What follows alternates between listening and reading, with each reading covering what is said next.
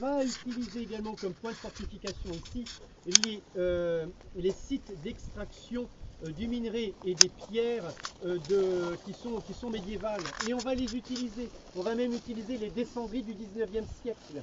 On va apporter toutes les munitions à l'intérieur. Ils sont indélogeables ici. Indélogeables. Il va bien falloir prendre le Montpinçon. On fait demi-tour, on fait marche arrière et on va prendre le massif frontalement. Et nous serons le 6 août 1944. Il est environ 19h, 19h30. À chaque fois, comme le disent les Britanniques, c'est amusant, on peut en sourire, ils vont faire du bruit. C'est-à-dire que 90 pièces d'artillerie vont pilonner l'arrière de Roucan, sectionner la route d'Amar, car il y a deux stations de réparation de panzers lourds, une en bas d'Amar et une à Camp-André-Valcongrin au château. Les panzers ici vont souffrir, c'est pas fait pour eux, d'accord. Et ils vont casser énormément à l'arrière, puisqu'ils vont passer en fait à Camp-André, Coville. Ils passent par là les panzers lourds.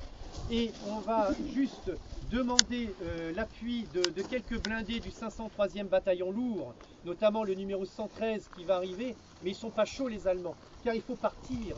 Le Montpinçon est sur le point de basculer.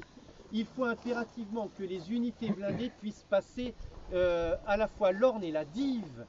Déjà, on demande aux blindés de partir. Et vous allez voir que c'est assez surprenant. On fait du bruit le 6 au soir.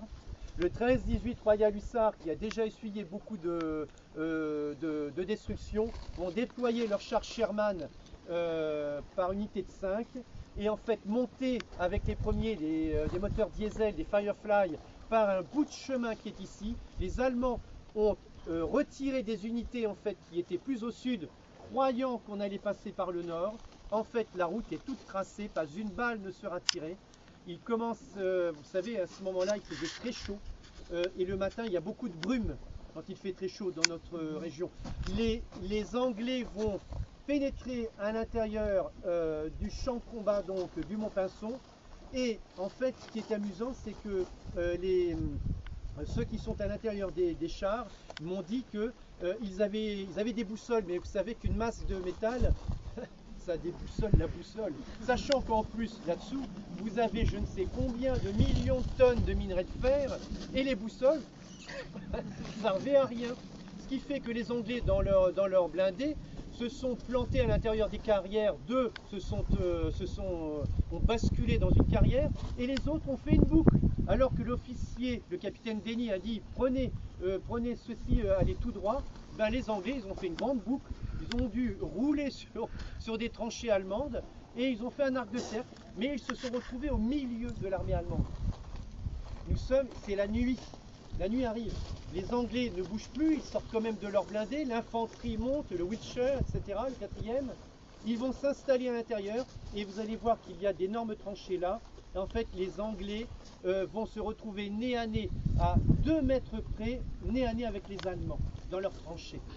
La nuit du 6 au 7, les Allemands mettent leurs baïonnettes, les Anglais mettent leurs baïonnettes, ils s'écoutent, même ronfler. Et le capitaine Denny a demandé à un de ses lieutenants de sortir un gramophone, oui, je dis pas de bêtises, un phonographe. Et ils ont passé de la musique toute la nuit, histoire de détendre un peu l'atmosphère. Car évidemment, le 7 matin, nous sommes au mois d'août, bah, il fait jour tôt. Et les uns comme les autres, il y a environ 300 militaires allemands. Les Anglais sont ici et ils vont se dire que ça va être une vraie boucherie puisqu'il va falloir se battre au corps à corps. Là, il n'y a pas d'artillerie ni rien. Ils attendent le jour et au petit lever, en fait, lever du jour, pas une seule balle ne sera tirée. Les Allemands se rendent immédiatement. 250 hommes seront faits prisonniers sur le Montpinçon. Ils descendront vers un camp de prisonniers à Roucan. Et en fait, les Britanniques vont tenir la position et prendre le Plessis-Gréoux le 7 au matin et détruiront l'un des premiers, parce qu'on dit toujours que c'est le premier tigre royal trouvé en Normandie, mais c'est pas vrai. En fait, l'un des premiers tigres royaux sera détruit dans le bourg à 21h30 le 7 août. Les Britanniques, quant à eux, seront fiers d'avoir fait sauter l'un des plus gros verrous de l'histoire de la Seconde Guerre mondiale, qui est le Montpinçon. Les Anglais et les Allemands le disent, les vétérans le disent. le débarquement fut très difficile, la côte 112 terrible, mais le Mont Pinson fut une boucherie avant. On n'en parle pas, et c'est pourquoi d'ailleurs vous avez ici 25 tonnes de granit rose de Bretagne.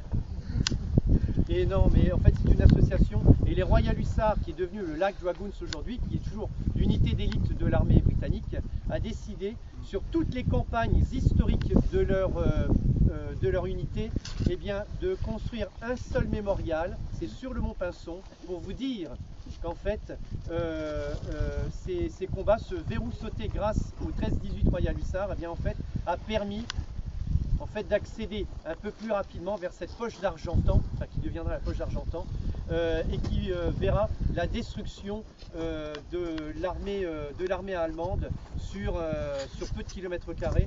Et je vous conseille de visiter le Mont Tormel et son musée, les Polonais, les Canadiens, et c'est une histoire qui est ahurissante. Donc ce point stratégique, fortifié depuis plus de 2000 ans en fait, par les hommes, eh bien, servira encore en 1944. Aujourd'hui, je ne vois pas à quoi il peut servir, bien sûr pour les communications, nous l'avons dit, mais vous voyez que 2000 ans d'histoire ici, c'est quelque chose, 2000 ans de fortification, où l'on va se battre encore jusqu'en 1944, et c'est bien triste, mais le Mont Pinson, vous voyez, recèle beaucoup d'histoire, et nous n'avons pas tout vu encore aujourd'hui. Je vais demander